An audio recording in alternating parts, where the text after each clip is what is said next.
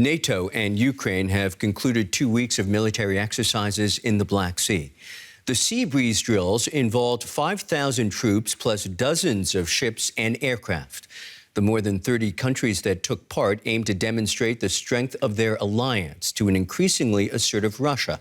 DW correspondent Nick Connolly has been on board the USS Ross, a destroyer that took part in the maneuvers.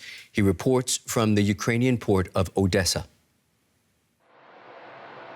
Russian ships shadowing the USS Ross and its allied vessels at just a few kilometers distance, here in the international waters of the Black Sea. Joint US-Ukrainian exercises are nothing new, but this year is far from normal, after Russia's unprecedented troop buildup on Ukraine's borders.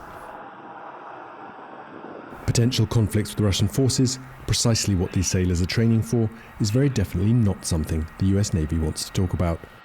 Crew members scrupulously avoid talking about Russia, even though much of their time is spent monitoring Russian activity around them. I don't sense that this is any different than any other exercise that we do or that we've done in the past.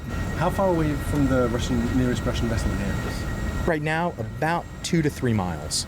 What we have seen is Russian fighter jets operating in international airspace, much in the same way that we've seen sea breeze participants operating in international airspace.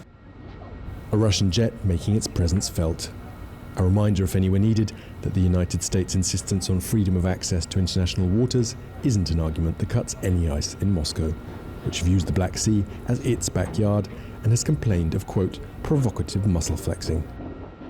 With 5,000 troops participating on land and on sea, these US-Ukrainian-led exercises may have been the biggest ever, but they're still easily dwarfed by exercises Russia holds in this part of the world, involving tens of thousands of participants. The unspoken message behind these war games is clear, that Ukraine won't be left alone with its unpredictable neighbour Russia. But what exactly happens when these foreign ships return home? With NATO membership for Ukraine no closer to becoming a reality and no formal security guarantees given, Ukrainians still have many good reasons to worry about their country's security.